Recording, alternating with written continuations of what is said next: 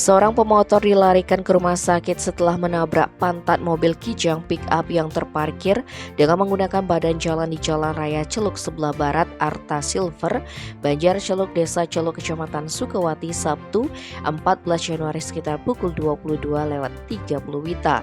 Informasi yang berhasil dihimpun di lapangan menyebutkan peristiwa itu bermula ketika sepeda motor Honda Scoopy yang dikendarai Niputu Febri Rahayu 22 tahun alamat Banjar Prasiklot, Desa Pertime Karangasem, datang dari arah timur menuju ke barat.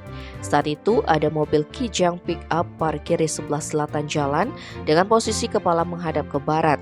Setibanya di TKP, tepatnya di sebelah barat Arta Silver, pengendara Scoopy menabrak pintu bak kanan mobil tersebut sehingga mengakibatkan pengendara dilarikan ke RSU Ganesha Celuk.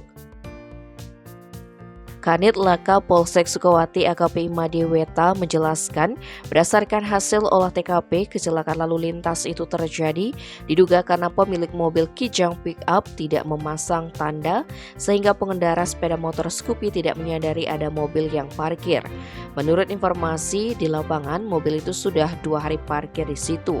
Akibat peristiwa tersebut, pengendara sepeda motor mengalami luka-luka sehingga dilarikan ke RSU Ganesha Celuk.